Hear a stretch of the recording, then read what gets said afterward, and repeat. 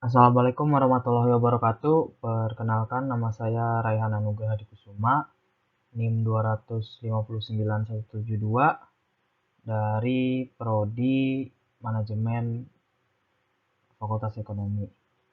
Baik, kali ini saya akan mempresentasikan tentang forecasting.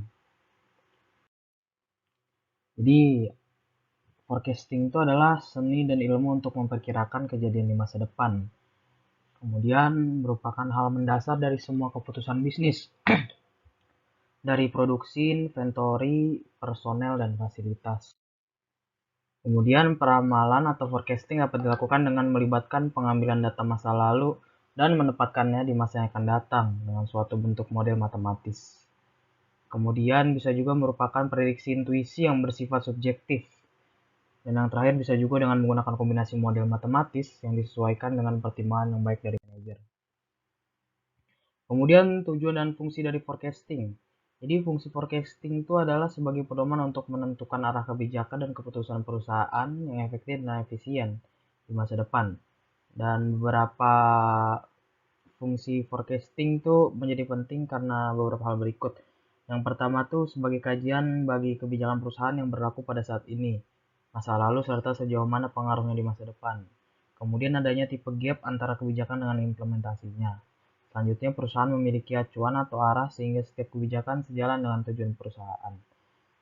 Selanjutnya, memberikan solusi strategis apabila di masa depan menghadapi masalah yang berkaitan dengan bisnis. Selanjutnya, permintaan selalu saja menghadapi anomali atau perubahan dan tentu bisa saja berbeda dari masa lalu dengan masa depan. Dan yang terakhir, menjaga stabilitas keuangan perusahaan. Kemudian ada 7 langkah sistem peramalan.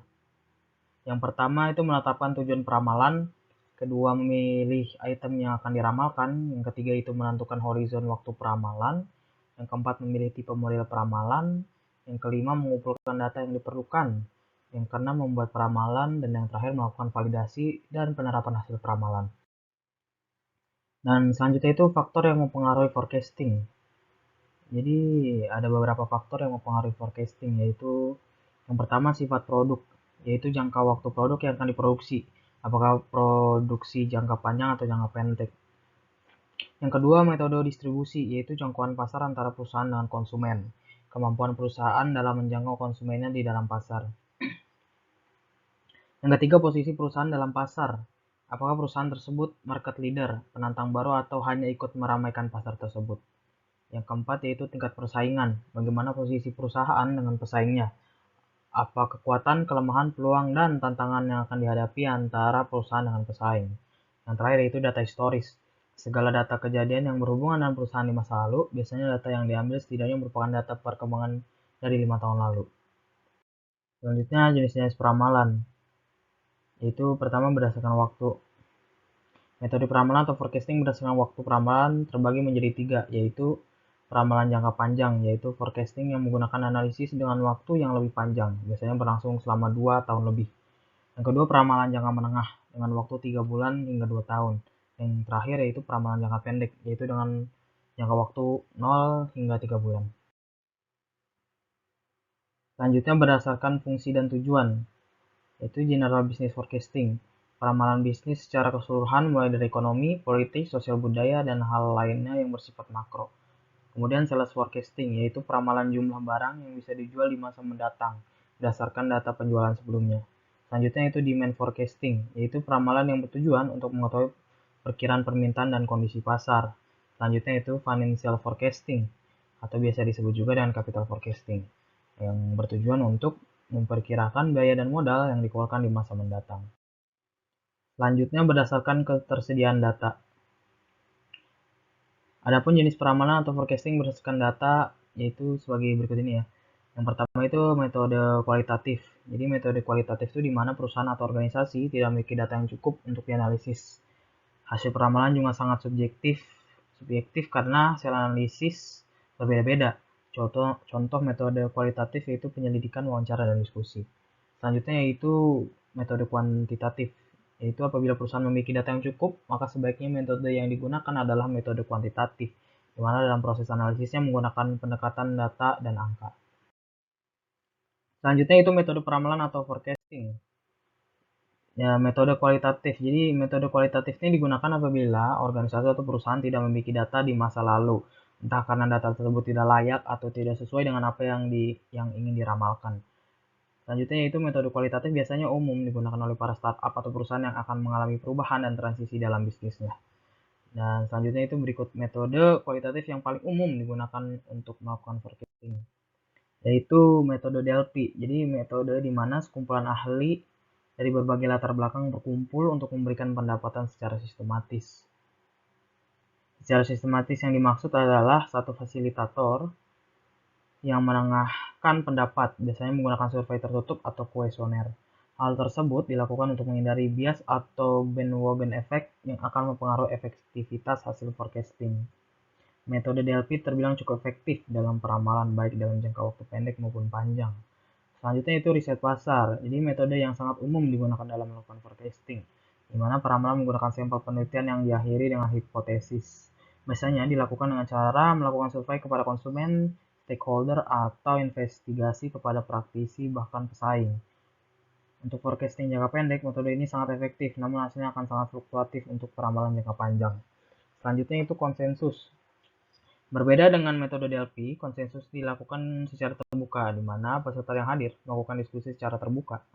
Hasil dari metode konsensus akan sangat bias. Oleh karena itu, banyak perusahaan besar yang sudah meninggalkan metode ini untuk melakukan forecasting.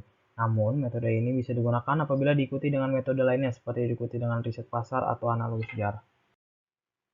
Selanjutnya yaitu metode kuantitatif. Jadi metode kuantitatif digunakan apabila perusahaan atau organisasi memiliki cukup data untuk digunakan sebagai bahan forecasting, baik itu data laporan keuangan, penjualan maupun data statistik lainnya.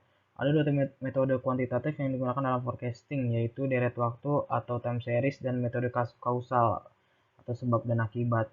Yang pertama itu metode time series. Jadi metode time series ini adalah metode yang menggunakan analisis antara variabel yang akan diramalkan dengan variabel waktu.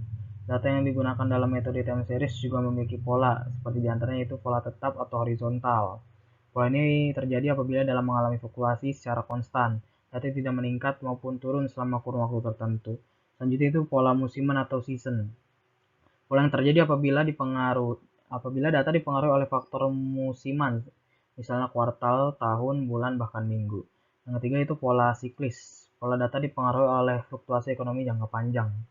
Dan selanjutnya pola tren. Pola data yang terjadi apabila terdapat kenaikan dan penurunan sekuler jangka panjang dalam tren. Selanjutnya metode time series digunakan apabila data sangat dipengaruhi oleh perubahan waktu. Adapun metode ini juga terbagi ke beberapa pendekatan sebagai berikut, yaitu pendekatan naif. Metode kuantitatif, di mana bahwa data pada periode sebelumnya dianggap sama dengan periode yang akan datang. Dan kata lain, data yang ada pada periode sebelumnya diasumsikan sebagai prediksi paling tepat untuk meramalkan segala kejadian di masa mendatang.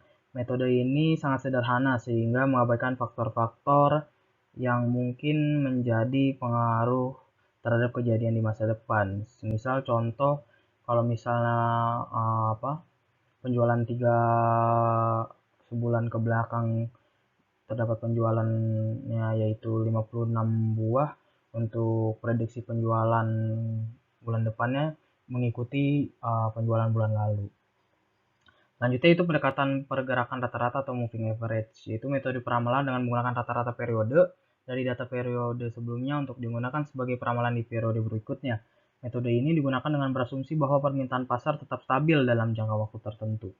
Selanjutnya itu pendekatan exponential smoothing, itu metode peramalan pergerakan rata-rata tertimbang di mana poin datanya diberi bobot dengan fungsi ekspansional.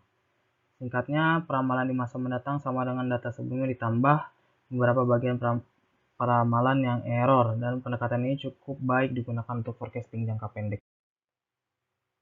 Nah, selanjutnya itu pendekatan dekomposisi. Jadi metode dengan menganalisis rangkaian data di masa lalu yang dibagi menjadi pola waktu musiman, siklis, tren, dan tetap. Dan yang terakhir yaitu proyeksi tren. Jadi pendekatannya yaitu dengan mencocokkan garis tren dengan deretan data di masa lalu yang kemudian diproyeksikan ke dalam forecasting. Metode ini menjadi metode paling efektif untuk melakukan forecasting jangka pendek, menengah, dan panjang. Baik, mungkin itu saja dari saya. Kurang lebihnya mohon maaf. Wassalamualaikum warahmatullahi wabarakatuh.